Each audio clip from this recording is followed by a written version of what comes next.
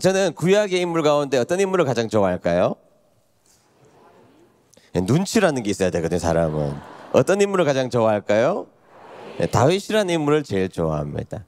근데 제가 다윗을 좋아하는 이유는 다윗의 인생 가운데 특별한 기적이 보여진 흔적들은 별로 찾아볼 수가 없습니다. 모세처럼 홍해를 가른다거나 엘리야처럼 하늘에서 불이 떨어진다거나 뭐 그런 특별한 기적들이 있었던 인물은 아니었고, 자신에게 주어진 그 일상적인 삶을 부딪혀서 싸워서 이겨낸 사람이 다윗이었기 때문에 다윗이라는 인물이 저는 참 좋습니다. 물론 우리들의 인생 가운데 기적이 일어나지 않는 것은 아니지만, 그러나 우리는 기적의 일상보다, 기적의 모습들보다 훨씬 더 많은 일상들을 부딪혀서 살아가야 되는 것이 우리들의 모습이지 않습니까? 아멘. 집에 돌아가시면 쌓아놓은 설거지를 해야 되는 일상이 여러분들의 삶에 있을지 모르겠고, 수많은 설거지들을 해야 될 일들이 있을지도 모르겠고, 말도 안 듣는 남편이 오늘 분명히 교회 오자고 했는데 교회 안 오고 집에서 그냥 자빠져 자는 그 남편을 바라봐야 하는 일들도 있을지 모르죠. 그것이 우리들의 일상이라는 것입니다. 우리들의 일상들의 모습은 항상 우리들을 권태롭게 하는 것인데, 자신에게 주어진 그 일상의 삶들을 정말 멋지게 살아갔던 사람이 다윗이기 때문에 저는 다윗이라는 인물을 좋아합니다. 그런데 성경 말씀에 보면 하나님께서는 이 다윗을 평가하면서 성경에서 이렇게 평가하고 있다는 것이죠. 사도행전 13장 22절 하반절에 보면 이렇게 등장하고 있습니다. 다 같이 읽어볼까요? 시작. 내가 이새의 아들 다윗을 만나니 내 마음에 맞는 사람이라 내 뜻을 다 이루리라. 아멘. 자, 여기서 내 마음에 맞는 사람이다. 옛날 성경에는 내 마음에 합한 사람이다 이렇게 말하는데, 여러분 마음에 합한다는 말은 어떤 말이냐 하면 똑같다라는 이야기입니다. 어떻다는 이야기라고요? 똑같다는 이야기입니다. 우리가 학창시절 다닐 때 두 삼각형의 합동의 조건을 배운 기억이 나십니까? 세 변의 길이가 같고 한 변의 길이와 그 사이에 끼인 각이 같고, 뭐 처음 들은 이야기신 아니시죠? 뭐 그렇게 하면 이것이 합동이다 이렇게 말하고 있는데, 얼마나 다윗이 하나님의 마음속에 딱 들었으면 하나님의 마음과 합동이었을까 이런 생각을 해보면 참 다윗이라는 인물 속에서 우리가 발견해야 될 보석들이 너무 많다는 생각을 하게 됩니다. 그런데 여러분, 다윗이 언제 하나님의 마음과 합한 사람이 되었을까 이렇게 저에게 물어본다면, 저는 다윗과 오늘 골리앗의 사건 이후로부터 다윗은 하나님의 마음에 합한 사람이 되었다라고 생각합니다. 골리앗 사건 이후로부터 하나님 마음에 합한 사람이라고 생각하는데, 자, 한번 그 이야기로 다시 한 번 더 들어가 보도록 하겠습니다. 어느 날 전쟁이 일어났습니다. 전쟁은 그 당시에 고대 근동에 꽤 흔한 일이긴 하지만 이번 전쟁만큼은 좀 다른 전쟁이 시작된 것 같았습니다. 왜냐하면 등장했던 상대편 장수의 이름이 골리앗인데 키가 이미 3m나 되는 전쟁입니다. 이 전쟁이 일기토의 전쟁이었는지 전면전인지에 대해서는 조금 더 연구할 필요가 있는 것이죠. 만약에 일기토라는 전쟁이라면 1대1로 싸워서 이기는 쪽으로 모든 승리가 가져가는 일기토 전쟁이라면 도무지 이 전쟁 속에서 이스라엘이 승리할 수 있는 방법은 찾아보기 어려운 장군이 등장이 되었던 것입니다. 키는 무려 3m나 되는 사람이었고요. 갑옷의 무게만 56kg이 되었으니까 그 당시에 다윗이 살던 고대 근동 지역의 성인 남자의 몸무게와 거의 동일한, 오히려 더 많은 몸무게를 가지고 있는 것, 그것이 골리앗이 입었던 갑옷의 무게였습니다. 그의 칼은 대단했고 그의 허리 둘레는 약 56인치 이상이 되었을 것이라고 추정되는 것으로 보아서, 여러분 장군입니다. 열심히 훈련했는데 허리가 56인치나 되었으니까 대단한 인물이 등장하게 되었던 것입니다. 거기에다가 목소리는 얼마나 큰지 전쟁터인 엘라 골짜기에 그의 목소리가 가득한 것으로 성경에서 묘사하고 있는 것으로 보아서, 쩌렁쩌렁 그의 목소리가 울리는 것으로 보아서 많은 사람들은 골리앗 앞에 압도하게 되었던 것이죠. 자, 이 장면 속에 다윗이 왜 하나님 마음에 합한 사람이 되었는지에 대해서 하나님이 우리에게 주시는 교훈 두 가지, 오늘 몇 가지? 많지 않습니다. 이 두 가지 내용을 한번 살펴보도록 하겠습니다. 자, 첫 번째는 나에게 들이닥친 일을 미루지 말아야 한다는 것입니다. 한번 다 같이 읽어볼까요? 시작. 나에게 들이닥친 일들을 미루지 말라. 네, 우리는 인생을 살아가면서 우리의 인생 가운데 들이닥친 내가 감당해야 될 일들을 내일로 미루는 경향들이 굉장히 짙습니다. 오늘 해야 될 일이 분명히 있는데 내일로 미루면 가짜 안식이 나에게 찾아오기 때문에, 가짜 평안이 나에게 찾아오기 때문에 내일로 미루는 경향이 많다라는 것이죠. 자, 미루면 잠시 안식할 수 있습니다. 평안할 수 있습니다. 그런데 그거는 거짓 안락감이라는 것을 기억해야 한다는 것이고, 미룬다고 해서 내가 해야 될 과업이 없어지는 것이 아니라는 사실을 우리는 반드시 기억해야 한다는 사실이죠. 여러분, 성경 말씀을 한번 볼까요? 이스라엘의 모습을 한번 보시죠. 사무엘상 17장 16절 말씀입니다. 다 같이 읽어봅니다. 시작. 블레셋 사람 골리앗은 매일 아침 저녁으로 이스라엘 군대 앞에 나와 섰습니다. 그러기를 40일 동안 하였습니다. 아멘. 자, 성경의 증언이 뭐냐 하면 이 골리앗이라는 인물이 등장하여서 하나님의 군대의 이름을 모욕하기 시작했습니다. 하나님의 이름에 하나님의 자존심이 걸려있는 이스라엘 군대, 하나님의 군대의 이름을 모욕하고 있었는데, 이 골리앗과 싸우기를 미루기 시작한 지가 무려 40일간이나 되었다는 사실입니다. 문제는 지금 당장 급한 이 골리앗과의 싸움에 문제가 있는데, 그것을 미뤘지만, 무려 40일간이나 미뤘지만 그 골리앗은 없어지지 않았다는 사실입니다. 이것이 성경의 증언이라는 것이죠. 이스라엘 백성들이 모여서 작전 회의를 하기 시작해 봅니다. 자, 모여봐, 회의를 해보자. 그런데 여러분, 작전 회의를 길게 하면 길게 할수록 그들은 골리앗의 능력을 묵상하기 시작했습니다. 작전 회의를 길게 하면 길게 할수록 골리앗의 키는 얼마며, 그의 목소리의 데시벨은 얼마며, 그가 가지고 있는 창의 길이는 얼마며, 아니 도무지 이 인간과 싸울 수가 없어, 내일 다시 모이자, 그렇게 했던 것이죠. 그래서 골리앗과 싸워야 될 과업이 있음에도 불구하고 그 대상을 다음으로 내일로 미루기 시작했습니다. 자, 여러분, 회의가 길어지면 길어질수록 골리앗이 없어집니까? 아니요. 여러분, 내일로 미루면 골리앗이 없어집니까? 아니라는 말이죠. 내일로 미룬다고 해서 골리앗은 결코 우리들의 삶과 우리들의 인생 가운데 없어지지 않는다는 것입니다. 자, 성경 말씀 더 보겠습니다. 11절 말씀 보겠습니다. 11절 시작. 사울과 이스라엘 사람들은 이 블레셋 사람의 말을 듣고 무서워서 벌벌 떨었습니다. 아멘. 자, 미루긴 했지만 이제는 미루자, 그 골리앗은 점점 이스라엘 지경에 크게 보이기 시작했습니다. 그래서 사울과 왕으로부터 시작해서 이스라엘 사람들은 이 블레셋 사람의 말을 듣고 무서워서 이제는 벌벌 떨었다. 이게 성경의 증언이었다는 것입니다. 무서워했습니다. 이제는 미뤘는데 없어지기는커녕 더 떠는 모습을 보여주게 되었던 것입니다. 자, 그러던 어느 날 다시 작전 회의를 하기 시작했습니다. 이렇게 있는 우리들이 너무 무능하니까 이번에는 뭐라도 해보자, 이렇게 작전 회의를 하기 시작했습니다. 그리고 우리 소리나 한번 질러볼까? 자, 17장 20절 하반절 말씀 보겠습니다. 다 같이 읽습니다. 시작. 이스라엘 군대는 자기 진을 떠나서 싸움터로 나아가 함성을 지르고 있었습니다. 네, 우리 가만히 있지 말고 소리나 한번 질러보자. 싸울 생각은 하지 않고 소리나 질러보자. 그렇게 하자.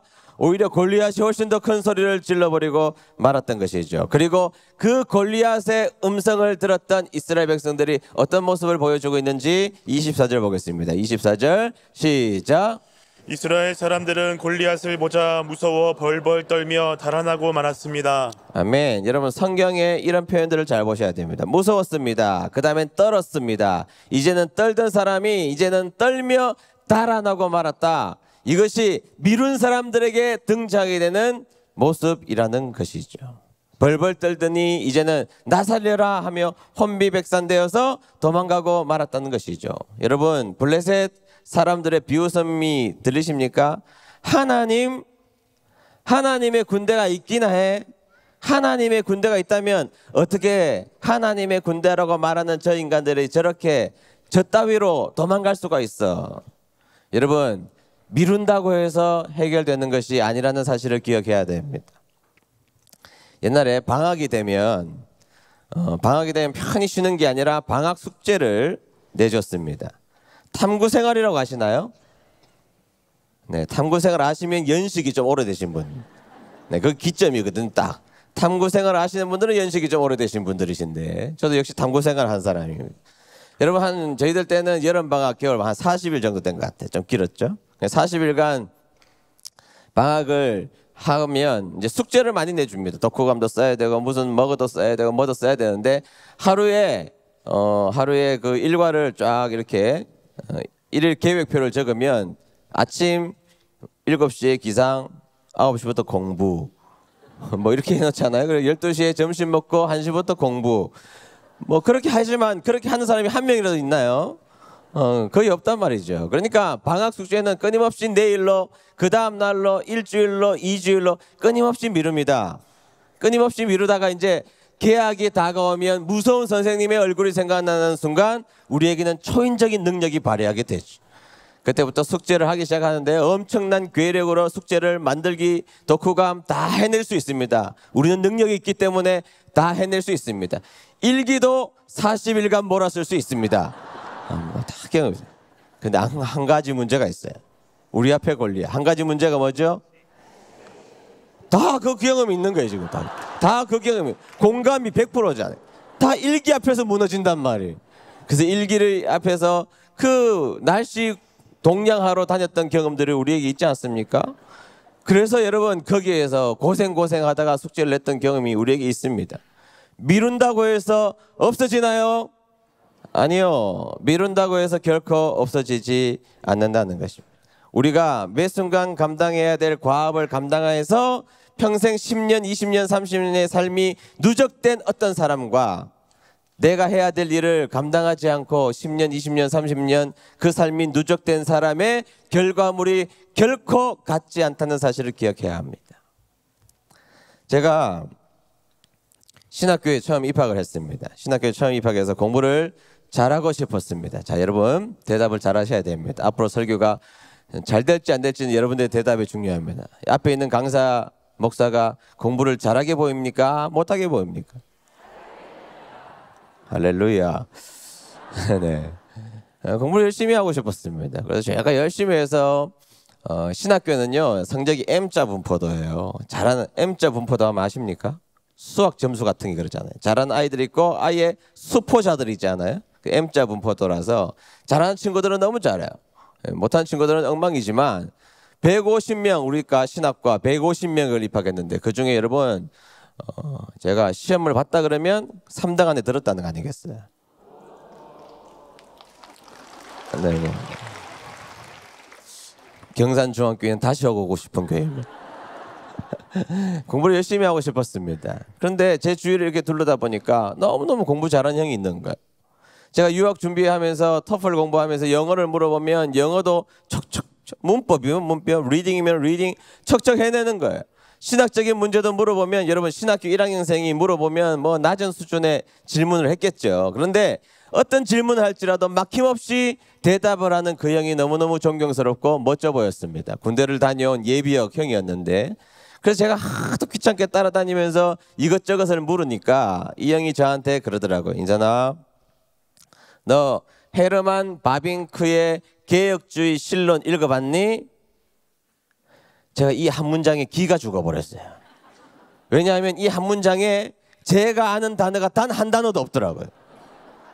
헤르만도 모르겠고 바빙크도 모르겠고 개혁주의도 모르겠고 실론도 모르겠고 나중에 알고 봤더니 헤르만 바빙크가 한 사람이더라고요. 그러니까 여러분 이 한 문장을 이야기하는데 제가 아는 단어가 한 단어가 없는 것에 제가 충격을 받아버렸습니다. 그리고 제가 신학교 서점에 가가지고 그 책을 사려고 1991년 제가 91학번이니까 91년도에 그 책을 사려고 딱 들어가서 봤더니 가격이 무려 9,000원이었습니다. 얼마라고요? 9,000원. 그럼 9,000원 이러면 감이 잘 안 오는데 제가 신학교 다닐 때 구내 식당에 밥값이 700원이었습니다. 700원인데 책이 9,000원이에요. 그래서 제가 이 책을 사려고 주머니를 딱 뒤져보니까 3끼 정도를 굶으면 이 책을 사겠더라고요. 이 책을 샀을까요? 사지 않았을까요? 경산중학교는 좋은 교회입니다. 네, 제가 잠시의 고민도 하지 않고 새끼를 굶기로 작정하고 이 책을 샀고, 지금도 목영실에 가보면 1991년도에 출판된 개혁주의 실론, 헤르만 바벤크가 썼던 그 개혁주의 실론이 있습니다. 아직도 제가 게으름에 가끔씩 목마를 때 그 책 앞에 제가 섭니다.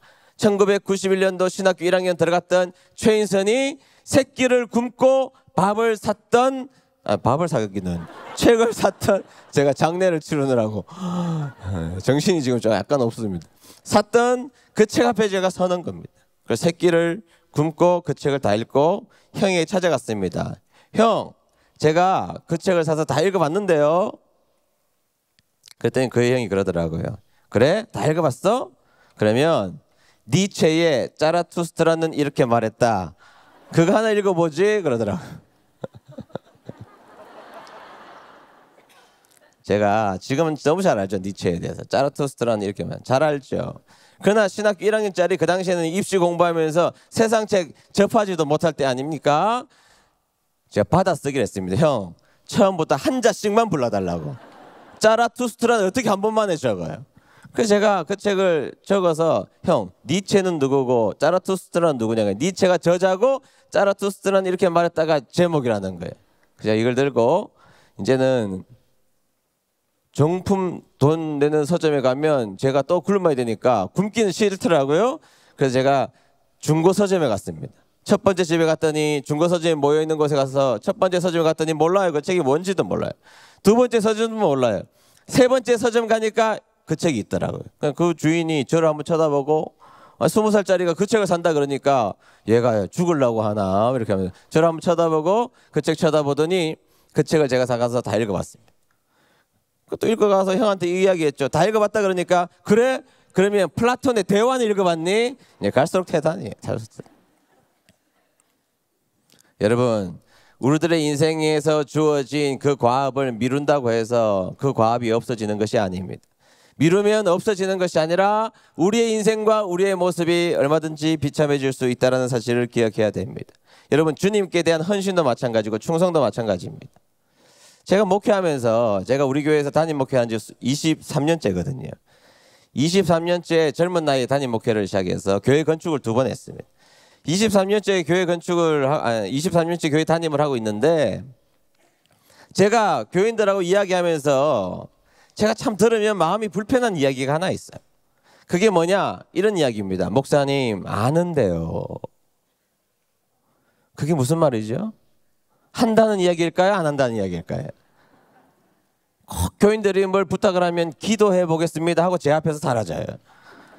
기도하면 하나님이 분명히 하라고 하실 텐데 기도가 충성을 미루는 도구로서 전락해버리고 말았던 것입니다. 목사님 아는데요. 목사님 우리 집안이 5대째 믿는 집안인데요. 제가 그게 모를 리가 있습니까? 목사님 제가 모태신앙인데요. 제가 그걸 모를 리가 있습니까? 아는데요 목사님. 여러분, 아는 게 중요한 게 아닙니다. 하나님 앞에 해야 될 충성을 미루지 않는 것이 훨씬 더 중요한 문제입니다. 여러분, 충성은요 데미지가 좀 있어야 됩니다. 하나님 앞에 하는 충성을 성경에서는 죽도록 충성하라 그렇게 말씀하셨습니다. 제대로 충성하면 데미지를 입습니다. 헌금도 역시 마찬가지고 충성도 마찬가지입니다. 진짜 충성은 하고 나면 데미지를 입어야 됩니다. 그게 진짜 충성이에요. 그런데 충성을 미루는 분들이 있습니다. 여러분, 충성 미루면 나중에 충성하리라고 생각하십니까?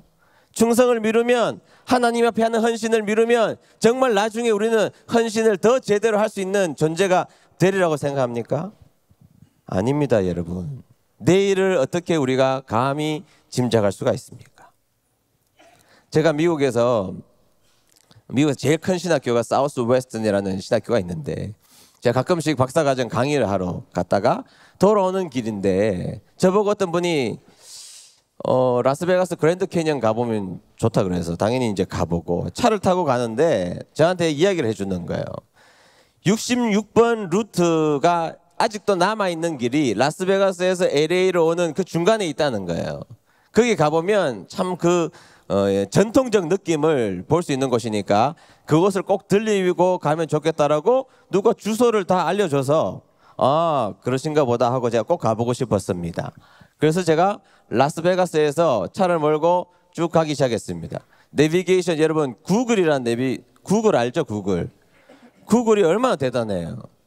하나님을 믿는 우리는 그렇게 말하지 않지만 세상 사람들은 구글 신이라고 그런다고요. 얼마나 잘 알면 구글 신이라고 그러겠습니까? 구글이 내비게이션 역할을 다 해주거든요. 구글에다가 그 주소를 입력하고 제가 그 구글 앞에 순종하기 시작했습니다. 내비게이션 좌우로 가라 하면 좌우로 가고. 그런데 한참 하이웨이를 달리던 제 차를 그 내비게이션이 국도로 인도하더라고요. 근데 당연히 66번 도로가 국도니까 국도로 가면 그 길을 만날 것이다 기대감을 잔뜩 하고 내려갔습니다. 내려갔는데 한참 국도로 가는데 얘가 갑자기 오른쪽으로 틀으라는 겁니다. 그런데 오른쪽으로 봤더니 비포장도로예요.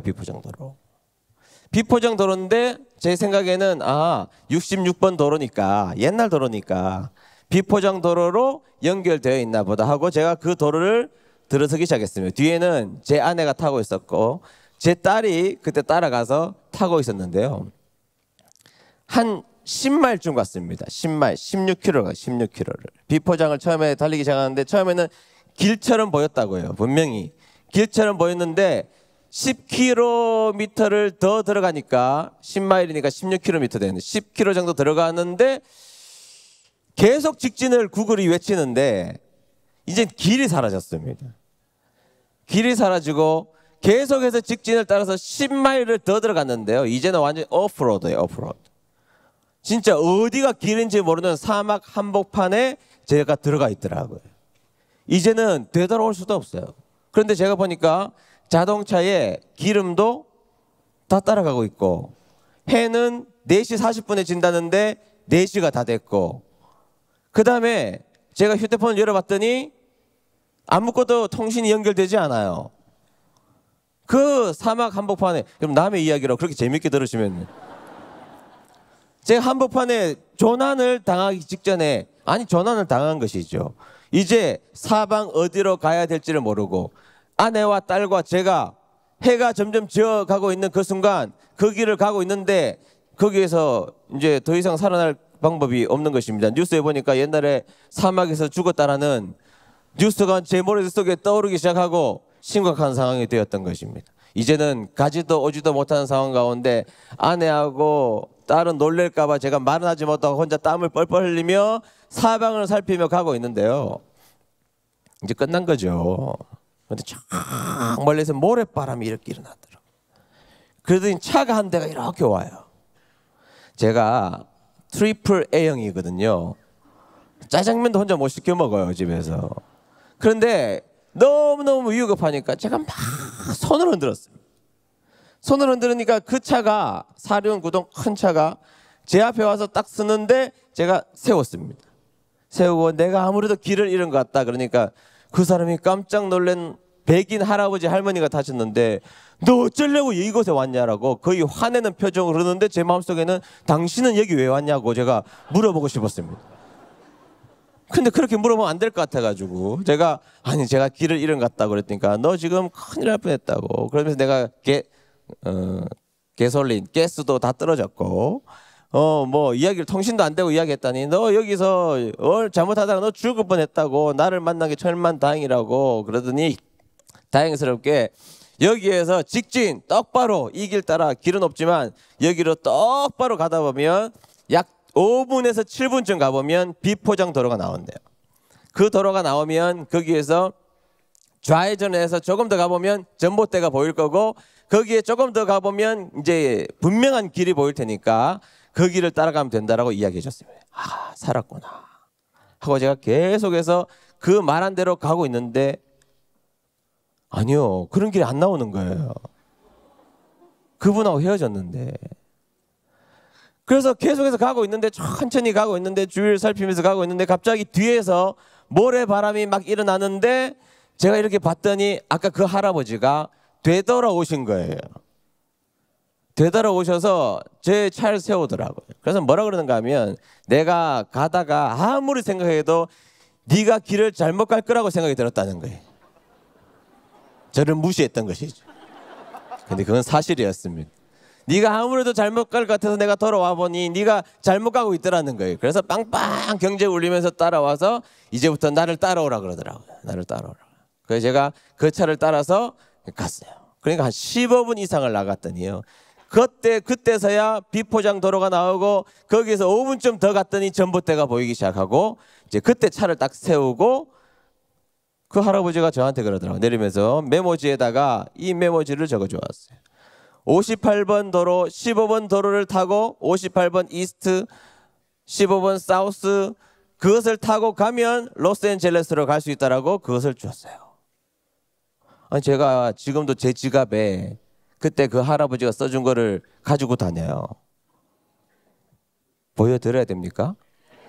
스크린으로 보여드릴 수 있을까요? 제가 사진 보내드린 게 있는데. 네. 58번 이스트, 15번 사우스. 그럼 로스앤젤레스 갈 수 있다는 거예요. 그냥 제가 너무 고맙잖아요. 제가 죽을 뻔했다니까요. 여기 못 올 뻔했다니까요. 제가 너무 고마워가지고 제가 너무너무 감사하다고 전화번호나 연락처를 주시면 제가 정말 지금은 어떻게 감사의 표현을 해야 될지 모르겠지만 제가 꼭 감사의 마음을 전하고 싶다 그러니까 괜찮다고 그런 거 괜찮다고 그러더니 제가 뭐 안 가르쳐 주시면서 괜찮다는 거예요. 당연히 내가 해야 될 도리라는 겁니다. 그래서 제가 사실은 제가 목사인데 정말 당신을 축복하고 싶다고 그랬더니 저를 딱 쳐다보더니 헤어지면 딱 그러는 거예요. See you again. 다시 만나자는 거예요. 이분은 크리스찬이었던 거예요. 그리고 나서 정신 차리고 그 트럭을 봤더니 그 트럭 뒤에다가 Heaven is real이라고 딱 적혀져 있다고요. 천국은 진짜다. 그게 적혀져 있더라고요. 자, 여러분 제가 그래서 그 타고 이제 한 두세 시간 와서 이제 로스앤젤레스 숙소에 들어온 거예요. 그럼 여러분 제가 얼마나 기진맥진했겠습니까? 얼마나 놀랐겠습니까? 씻고 이제 아내도 자고 딸도 자고 제가 자려고 누우려고 딱 누웠는데요. 딱 누워 있는데 제가 성경 말씀에서 읽었지만 그동안 생각하지도 않았던 성경 말씀 한 구절로 하나님이 제 마음을 치기 시작했습니다. 하나님이 요백에 하신 말씀이에요. 너 집으로 가는 길을 알고 있느냐? 너 집으로 가는 길을 알고 있느냐? 제가 갑자기 눈물이 나더라고요. 하나님 앞에 그랬어요. 하나님, 전 모릅니다. 집으로 가는 길도 모르고 목회하는 여정도 제가 잘 모르겠고 사실은 제가 인생을 살아가는 길도 교만해서 안다고 생각했는데 한순간 나의 인생을 바라봤을 때 나 하나님 아무것도 모릅니다. 제가 그 고백을 하는데 눈물이 얼마나 나는지 모르겠습니다. 여러분, 그날 하나님이 그 천사처럼 되는 사람을 저에게 보내주시지 않았으면 저는 영원히 이곳에 당연히 오지 못하고 제 목회 여정도 어떻게 되었을까? 여러분, 우리가 오늘 신발을 벗고 여러분들의 침실에 들어가서 잠을 청합니다. 그러면서 우리의 다짐은 내일의 계획을 세우죠. 네, 세워야죠. 당연히 세우고 준비된 인생을 살아가는 거 당연한데 그러나 여러분 중요한 것은 내일 아침에 그 신발을 다시 신을지 말지는 내가 결정하는 것이 아니라 하나님이 결정하시는 겁니다. 믿으십니까? 아멘. 그러니까 여러분 하나님께서 내 인생에 다가오셔서 충성의 명령을 오늘 하라고 명령하실 때 그 충성은 오늘 해야 될 충성이라고 생각하시고 내일로 미루지 않는 귀한 주님의 종들 되시기를 주의 이름으로 축복합니다. 아멘. 여러분 골리앗 해결해야죠. 하나님의 명령이고 하나님의 군대면 그 골리앗을 해결해야 되는데 그들은 끊임없이 내일로 끊임없이 모레로 끊임없이 일주일 후로 끊임없이 계속해서 미뤘는데요. 그 골리앗은 성경의 고백대로 40일간 미뤘지만 그 문제는 없어지지 않았습니다. 저는 귀한 경산중앙교회 성도님들 지금도 모범스럽게 한국교회를 이끌어가는 리더의 역할을 하는 교회이시지만 앞으로도 더욱더 하나님 앞에 해야 될 충성과 과업이 있다면 미루지 말고 오늘 즉각 충성하는 저와 여러분 되시기를 주의 이름으로 축복합니다. 아멘. 자, 골리앗은 미루면 되지 않는다고 그랬습니다. 우리 인생 가운데 해야 될 과업을 미룬다고 없어지는 것이 아니라고 그랬습니다. 자, 그러면 어떻게 해야 될까? 두 번째입니다. 두 번째 어떻게 해야 될까? 골리앗을 분석하지 말고 하나님을 분석해야 된다는 사실입니다. 다 같이 읽어봅니다. 시작. 골리앗을 분석하지 말고 하나님을 분석하라. 여러분, 다윗과 골리앗의 싸움은요, 상대가 안 되죠. 하루 강아지하고 호랑이와의 싸움입니다. 전쟁에 이골이 난 골리앗과 전쟁이라고는 해본 적이 없는 다윗과의 싸움은 볼 것도 없는 싸움이었던 것입니다. 근데 여러분, 온갖 최신식 무기를 가지고 있었던 골리앗과 물맷돌 몇 개 들고 있는 다윗의 그 싸움은 상대가 되지 않았지만, 여러분, 다윗이 이제 등장하는 순간 상황은 역전되기 시작합니다. 여러분 잘 보세요. 이게 중요한 포인트입니다. 제가 오늘 여러분들에게 말씀드리고 싶은 것은 바로 이 포인트입니다. 좀 전까지 혹시 조셨던 분이 있을지라도 지금부터 정신을 차리시면 됩니다. 여러분, 다윗이 골리앗을 이겼을 때 상황이 역전됐다고 생각하십니까? 아니요. 성경의 고백은 그게 아닙니다. 다윗이 골리앗과 싸워서 골리앗을 쳐부수고 그의 목을 잘랐을 때 상황이 역전된 게 아니라 다윗이 등장하는 그 순간 상황이 역전된 겁니다. 한번 볼까요? 다윗이 골리앗 앞에 처음 등장해서 처음 한 소리가 나오는데 17장 26절 하반절입니다. 다 같이 읽습니다. 시작. 저 할례 받지 못한 블레셋 사람이 누군데 감히 살아계신 하나님의 군대를 욕할 수 있습니까? 아멘. 저놈이 뭔데? 아마 더 험한 말을 썼을지도 모릅니다. 제가 이 강단이라서 말을 못하겠는데, 저놈이 뭔데 하나님의 군대를 모욕하느냐? 아니, 저놈이 뭔데 우리 하나님의 자존심을 땅바닥에 쳐박아 놓느냐? 저놈이 뭔데 우리 하나님의 군대를 모욕하느냐? 이게 왜 중요하느냐 여러분? 다윗이 등장하기 이전까지, 골리앗이 등장한 다음에 성경을 찾아보시면 여호와 하나님의 이름이 한 번도 등장하지 않습니다. 모두들 모여서 골리앗의 이야기로만 이스라엘 진영에 가득 채워지기 시작했다는 것입니다. 동에도 골리앗, 서에도 골리앗, 남에도 골리앗, 북에도 골리앗, 앞에도 골리앗, 뒤에도 골리앗, 위에도 골리앗, 밑에도 골리앗, 옆에도 골리앗, 이쪽 옆도 골리앗. 모두들 골리앗을 분석하며 골리앗의 이야기로만 가득 채웠다는 사실입니다. 이게 이스라엘의 총체적인 문제였다는 것입니다. 하나님의 군대, 사울 왕으로부터 시작해서 군대 장관으로부터 시작해서 이스라엘의 모든 지파의 모든 사람들이 하나님의 이름을 부르는 사람이 단 한 명도 없었어요. 오로지 골리앗의 이야기, 골리앗을 분석하기에만 급격하고 바빴다는 것입니다. 돌아가셔서 사무엘상 17장을 꼭 읽어보십시오. 뭐 이렇게 말해도 안 읽는다는 거 제가 다 알고 있지만 한 번도 등장하지 않아요. 그 누구도 이 큰 문제 앞에서 골리앗이 자신의 인생 앞에 등장했을 때에 하나님의 이야기를 하는 사람이 단 한 명도 없었다는 사실이에요. 이게 비극입니다. 사울 왕으로부터 하나님의 이름을 가지고 싸웠던 여호와의 군대가 단 한 명도 하나님의 이름을 말하지 않고 모조리 골리앗의 전문가가 되었습니다. 골리앗의 키 얼마인 줄 알아? 골리앗이 들고 있는 창이 얼마나 긴 줄 알아? 그가 입은 갑옷의 무게가 얼마나 되는 줄 알아? 그의 목소리의 데시벨이 얼마나 대단한 줄 알아? 하나님의 군대가 모두 골리앗을 분석하는 데 열심을 내었고 골리앗의 전문가가 되고 있었다는 것입니다. 그런데 다윗이 등장하는 그 순간부터 다윗은 하나님의 이야기로 가득 채우기 시작했다는 것입니다.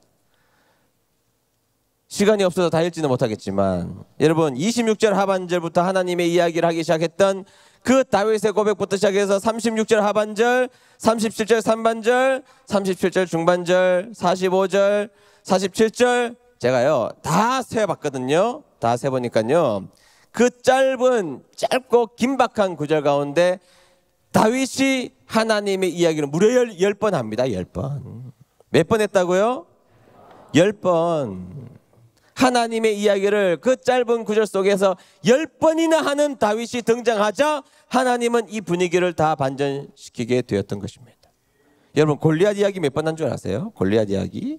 골리앗 이야기는 딱 2번 했습니다. 2번. 몇 번 했다고요? 자, 하나님 이야기 몇 번?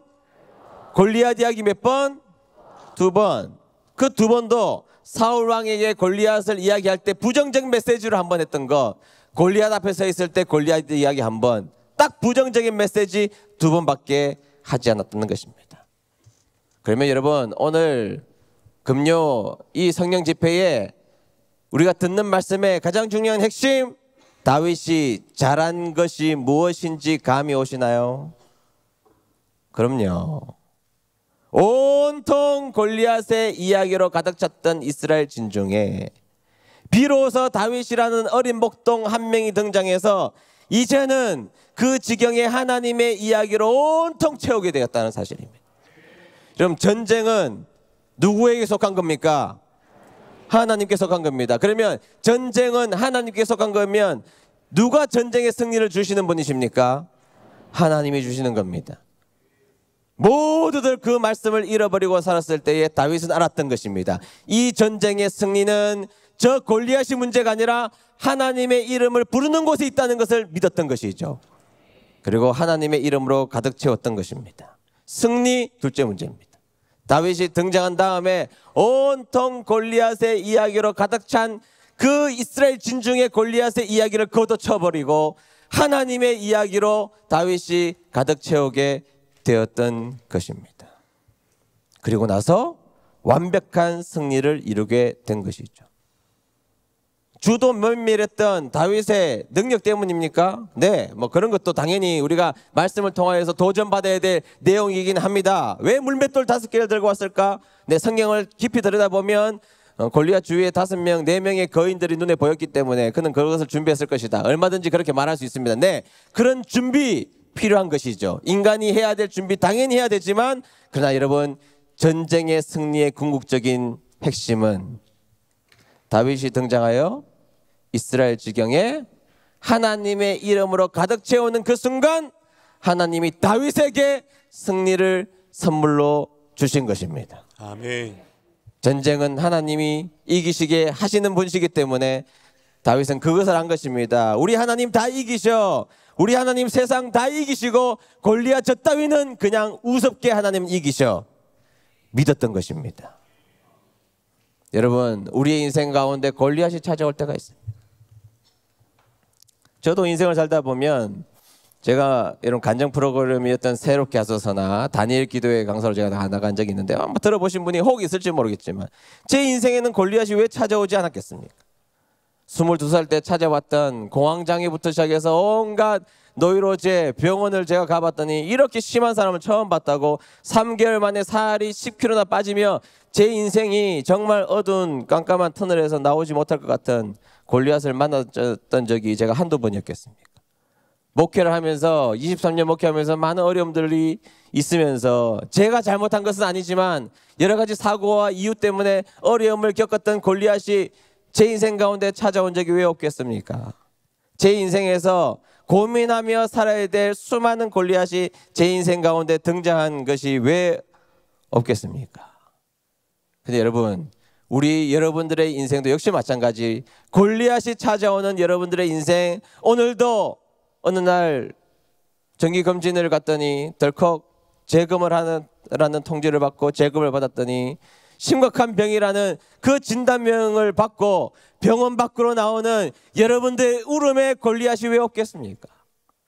자식을 키워내는 여정 가운데 그 자녀를 바라보며 정말 애써서 잘 키우고 싶은 욕심이 있었지만 어느 순간 자식을 키우는 그 과정이 골리앗이 되어서 내 인생에 찾아오는 골리앗 같은 경험들이 왜 없겠습니까? 경제적으로 벼랑 끝에 놓여져 있어서 정말 누가 그러더라고요. 사업하시다가 망하신 분이 다른 것 때문에 죽는 게 아니라 돈에 밀리기 시작하니까 정말 떨어져 죽고 싶었다고 이야기하는 그 골리앗이 여러분들의 인생 가운데 찾아오는 경우가 왜 없겠습니까? 그러나 여러분, 그런 상황에 놓여져 있을 때, 골리앗이 내 인생에 나타났을 때 우리가 해야 될 중요한 한 가지, 하나님의 이름을 부르는 것이 우리들의 인생의 가장 중요한 목표가 되시기를 주의 이름으로 축원합니다. 아멘. 조금 추상적이니까 제가 오늘 구체적으로 설명해 드리도록 하겠습니다. 하나님 이야기 몇 번? 10번. 골리앗 이야기 몇 번? 2번. 약분을 하면 골리앗 이야기 한 번 할 때 하나님 이야기 몇 번? 5번. 골리앗 한 번, 하나님 5번. 한번 따라하겠습니다. 골리앗 한 번, 골리앗 한 번, 하나님 5번. 하나님 5번. 네, 여러분들의 인생을 살아가면서 지은 죄가 한 번 생각날 때 하나님의 위대한 자비는 몇 번? 5번. 지금부터 그냥 5번이라고 말하시면 돼요. 5번이라고. 여러분들의 인생 가운데 불평거리가 한 번 생각날 때 하나님이 주신 감사는 몇 번? 5번. 여러분들의 인생 가운데 어느 날 미움이 한 번 생각날 때 하나님의 위대한 용서는 몇 번? 5번. 여러분들이 과거에 받았던 정말 너무 가슴 아픈 상처가 한 번 생각날 때 하나님의 은혜는 몇 번? 5번. 여러분들의 인생에 절망이 한 번 생각날 때 하나님이 주신 놀라운 비전과 희망은 몇 번?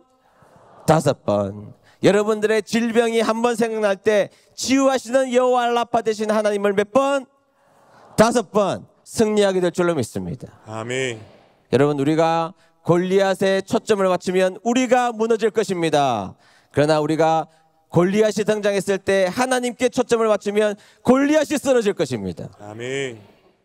하나님 앞에 초점을 맞추시고 하나님의 이름을 부르시는 저와 여러분 되시기를 주의 이름으로 축복합니다. 아멘. 마지막으로 제가 간증을 하나 하고 마치도록 하겠는데요. 마지막이라고 하니까 짧으리라고 기대는 안 하셨으면 좋겠어요. 결코 짧지는 않습니다. 제가 서울에서 공부하고 있다가 하나님이 시골 교회로 가라고 명령하셨어요. 제가 살고 있는 김천. 그래도 경산 지역은 김천을 아시잖아요. 제가 서울에 집회에 가가지고 김천 아냐고 그러니까 안다 그래서 내가 너무 반가워. 청년대학부에 가서 너무 반가워가지고 어떻게 아냐 그랬더니 김밥 천국 아니냐고 그래가지고 집회에 마이크를 집어 던지고 올 뻔했어요. 여러분, 서울에 있다가 서울에서 큰 교회 이제 부목사로 제가 있다가 지방으로 내려가기 싫었죠. 그러나 하나님의 명령이 너무 강해서 40명쯤 모이는 작은 상가교회 3층에 있는, 그것도 1층도 아니고 2층도 아니고 3층, 걸어가기도 어려운 3층 상가교회에 제가 부임해서 갔습니다. 처음에 열심히 목회를 해서 이제 2012년도에 2002년도 3년쯤에 첫 번째 건축을 한번 하고, 이제 그 본당이 이제 꽉 차서 2013년쯤에 이제 교회 건축을 두 번째 제가 시작했고, 그 건축한 교회에 이제 우리 목사님 오셔서 말씀 전해 주셨는데 두 번째 건축을 이제 하게 되었습니다. 그런데 여러분, 교회 건축을 하려면 교회 건축을 할 때 돈이 많을까요? 아니면 항상 부족할까요? 네, 이게 항상 부족하거든요. 항상 부족한데 이제 우리 건축위원들이 모여서 이제 회의를 하기에 기존에 있는 예배당이 팔리면 이제 교회 건축을 하자. 땅은 사놓고 신도시에다가 땅은 사놓고 이제 팔리면 교회 건축을 하자 했는데 예배당 건물을 내놨는데요. 몇 개월이 지나도 안 팔리는 거예요. 사실은 내놓고 제가 기도 안 했습니다. 왜냐하면 이게 딱딱 방법이 있잖아요. 어디다가 내놓고 어느 부동산에다가 말하고 이렇게 말하면 이게 팔릴 것이라는 계산이 딱 나와 있었기 때문에 제가 기도도 하지 않고, 목사가 말이에요, 기도도 하지 않고 팔릴 것이라는 그냥 막연한 예상 가운데 내놨는데요. 6개월이 지나도 단 한 명도 예배당을 보러 오는 사람이 없었어요. 한 명도 없었어요. 사람이 참 간사하죠. 이제 뭔가 위기에 모이면, 뭔가 문제가 생기면 이제 하나님 앞에 기도해요, 안 해요? 그때부터 기도하기 시작했어요. 제가 하나님 앞에 막 간절히 기도했습니다. 하나님, 제가 죄송했습니다부터 시작해서 이제 온갖 반성이 다 나오는 거고, 하나님 도와주셔야 된다고 부탁까지 하고 간청을 하고, 하여튼 하나님 앞에 간절히 기도했습니다. 제가 한 2주간 하나님 앞에 간절히 무릎 꿇고, 하나님 제가 그래도 하나님을 위해서 교회 건축을 하는데 불쌍히 여겨주시고 과거에 몇 가지 잘한 것도 좀 기억해 주시고 하나님 제발 좀 도와달라고 기도를 한참 하고 있었습니다. 근데 어느 날 장로교회, 저희들은 침례교회거든요. 장로교 통합적 교회 목사님 두 분이 우리 교회를 보러 오겠다고 오신 겁니다. 둘러봐도 되겠냐 그래서 of course. 당연히 되죠. 기다렸던 분이 오셨는데. 그런데 여러분, 목사는요 많은 사람들을 만나기 때문에 딱 보면 알거든요. 이분이 사실 분인지 안 사실 분인지, 많이 깎아 드리면 사실 분인지 딱 감이 오는데 3번이시더라고. 많이 깎으면 사실 겁니다. 그래서 제가 막 교회를 멋지게 소개했습니다. 제가 막 부동산 업자처럼 막 너무 좋고 집기 놔두고 할 거고 막 하여튼 온갖 선물 하여튼 막 감은 이슬은 아니지만 하여튼 있는 그대로 더 좋게 하여튼 최선을 다해서 설명을 쫙 다 해드렸어요. 다 해드리고 이제 모형실 앉아서 커피를 대접해 드리는 거예요. 이게 팔려야 돼 지금. 그래 교회 건축하는 겁니다. 저한테 중요한 문제죠. 아니 우리 교회 전체에 중요한 문제죠. 그래서 이제 딱 앉아서 이야기하는데 아니나 다를까 3번 이야기를 하시는 거예요. 여러분 우리 교인들이요. 제가 우리 교회에 23년 목회했거든요. 물론 뭐 새로운 교인들이 많이 왔기 때문에 교인들은 많이 달라졌지만 우리 교인들은 저한테 하는 이야기가 있거든요. 우리 목사님은 우리 교회에서 전지전능 하시지는 못한데 부분능은 하시대요. 웬만하면 다 하신다는 거예요. 표정만 봐도 하신다는 거예요. 3번 이야기를 하시는 거예요. 목사님 교회가 딱 마음에 듭니다. 그런데 우리 교회도 개척한 지 얼마 안 됐기 때문에 많이 깎아주시면 사겠습니다. 제가 그랬어요. 제가 무슨 배짱인지 모르겠는데 목사님 우리 교회가 건축할 때 이 교회를 건축할 때 성도님들이 눈물과 피땀 흘려서 헌금해서 교회 건축한 교회입니다. 목사님 마음이 이해되지 않는 것은 아니지만 그러나 제 목회자의 양심에 그것을 그렇게 해서 매매하는 것은 제가 온당치 않다고 생각합니다. 목사님. 그랬더니 이제 이 목사님 표정이 다크서클이 전면을 덮기 시작하신 것이죠. 그런데 그 얘기를 주고받는데 전화 한 통이 오는 거예요. 전화 한 통이. 전화를 딱 받았더니 뭐라 그러는가 하면 안녕하세요 목사님 은혜드림교회 최인선 목사님이십니까? 네 맞습니다. 어떤 분이 소개해서 그러는데 저는 구미에 살고 있는 누구누구 장로입니다. 그런데요 목사님 예배당 내놓으셨다면서요. 네 내놓으셨습니다. 아 그러면 제가 다음 주에 보러 가도 될까요? 물어보는 거예요. Of course. 언제든지 오시면 됩니다. 다음 주 오시면 되죠. 아니 다음 주가 아니고 그 다음 주 오셔도 됩니다. 근데 그 다음에 한마디를 더 물어보시는 거예요. 혹시 예배당 보러 오시는 분이 있으신가요? 앞에 두 분 계시잖아요. 그 제가 있습니다. 안 그래도 지금 두 분 목사님 오셔서 교회 둘러보셨습니다 라고 말하면서 장로님과 통화를 하고 있는 순간 그 목사님 얼굴을 쳐다보는데 목사님 얼굴이 빨갛게 달아오르기 시작했습니다. 그 전까지는 단독 입찰이었는데 경쟁자가 등장한 거잖아요. 그리고 전화를 제가 딱 끊었는데 끊는 순간 이 목사님 그냥 그 장로님 만날 필요 없이 그냥 우리 교회 계약하시죠 하고 사인했습니다. 근데 여러분 더 중요한 사건이 뭔 줄 아세요? 그 장로님 13년 지난 지금까지 전화 안 하십니다. 남들이 들으면 짜고 친 고수접이라고 생각할 것 같아요. 제가 천국에 가면 그 장로님 찾아서 반드시 커피를 사드릴 계획입니다. 아직까지 전화가 안 오세요. 더 중요한 사실이 있어요. 우리 교회보다 그 교회는 이제 우리 교회는 성장하는 추세였고 그 교회는 어려운 교회였으니까 빚을 많이 안고 샀겠죠. 빚을 많이 안고 샀을 거 아니겠어요. 근데 1년도 되지 않았는데 저한테 들리는 소식이 뭐냐 하면 서울에 있는 한 교회 청운교회인데 그 교회가 50년 희년 기념으로 지방에 있는 교회들을 선정해서 가지고 있는 채무를 다 갚아주는 프로그램이 있었는데 이 교회가 선정된 거예요.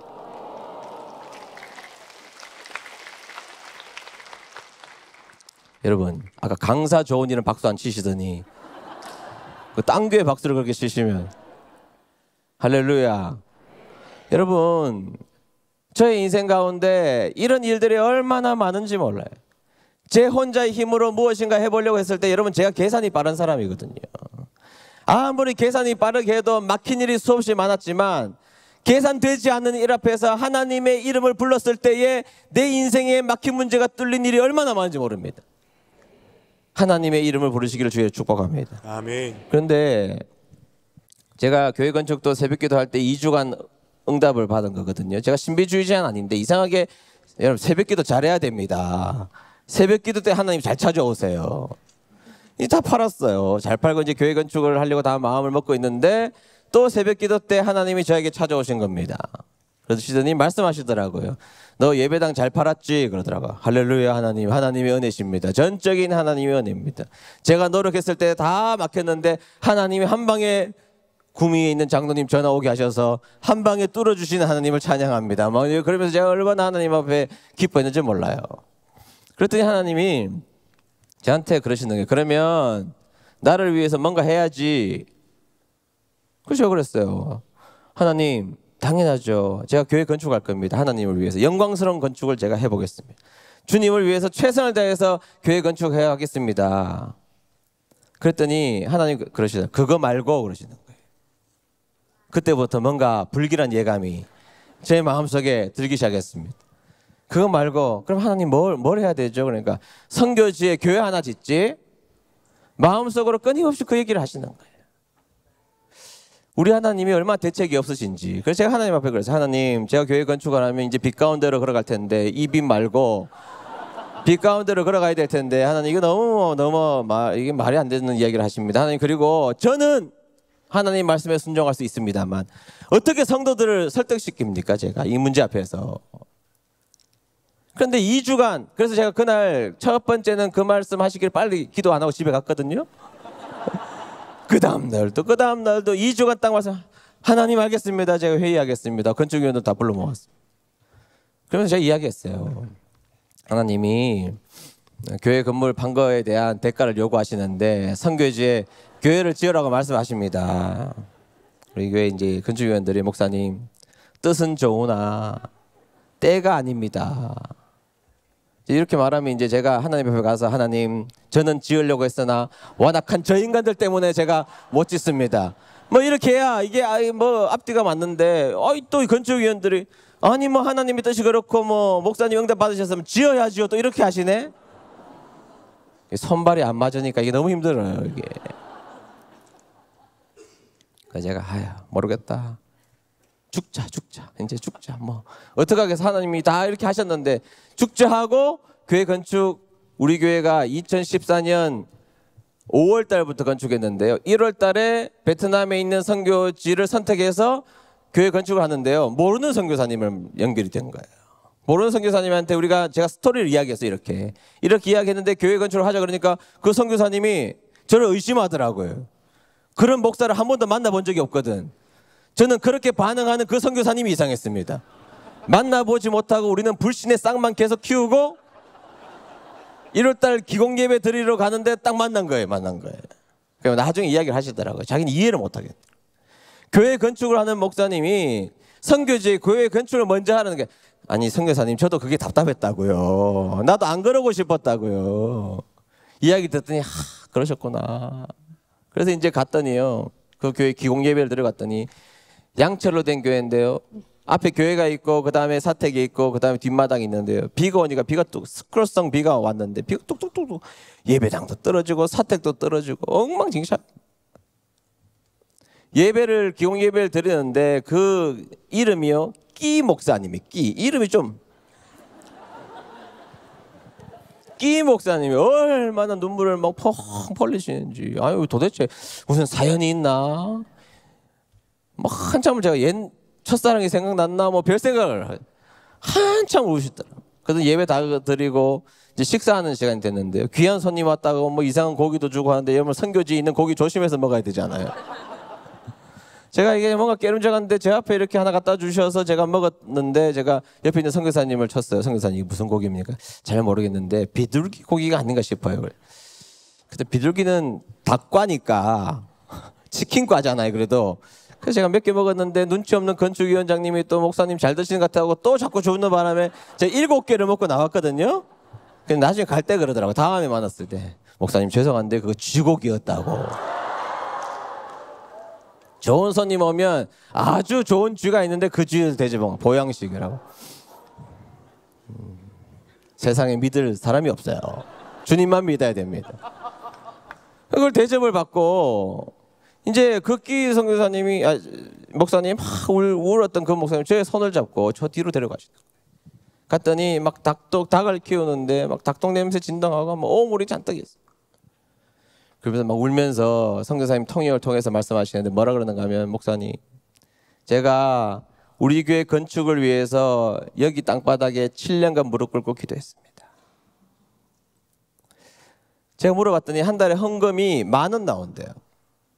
300년, 400년, 500년 모아도 못 지어요. 300년, 400년, 500년 못 지으면 불가능한 거잖아요, 그게. 그런데 이 끼 목사님은 그곳에서 7년간 무릎을 꿇고 여호와 하나님의 이름을 불렀습니다. 그리고 하나님 기도를 담아두시고 기도를 모아두시는 우리 하나님이 때가 되자 한국에서 교회 건물을 팔고 새벽 기도를 하고 있는 은혜드림교회 최인선 목사님 머릿속에 찾아오셔서 너 선교지에 교회 짓지? 제가 버티다가 가서 순종해서 갔더니요, 하나님의 놀라운 만남이 이곳에 있었더라고요. 하나님의 이름을 불렀던 베트남에 있었던 그 교회 목사님과 하나님의 이름을 부르며 건축을 갈망했던 저의 인생 가운데 하나님이 영적인 만남을 허락해 주셨던 것입니다. 여러분, 하나님의 이름을 부를 때 여러분들의 인생에 있는 골리앗은 사라지게 될 줄로 믿습니다. 아멘. 여러분, 우리의 인생 가운데 수많은 어려움과 문제가 있을 때 여러분 다시 한 번 더 복습하면 골리앗 한 번 나타날 때 하나님은 몇 번? 5번. 여러분들의 인생의 절망이 한 번 생각날 때 하나님의 놀라운 희망은 몇 번? 여러분, 우리가 상처 이야기하지만 상처를 묵상하지 마시고 하나님의 은혜를 묵상하는 여러분 되시기를 축복합니다. 아멘. 여러분들의 인생 가운데 골리앗이 찾아왔을 때에 그 골리앗이 아무리 위대해 보여도 하나님 앞에서는 아무것도 아니라는 믿음을 가지고 하나님의 이름을 여러분들의 인생에 가득 채울 때 하나님은 여러분들의 인생에 위대한 역사를 이루게 하신다는 사실을 믿는 여러분 되시기를 주의 이름으로 축복합니다. 아멘. 그래서 여러분들의 인생에 하나님의 이름을 부를 때에 하나님의 임재를 항상 느끼는 주님의 귀한 종들 되시기를 주의 이름으로 축복합니다.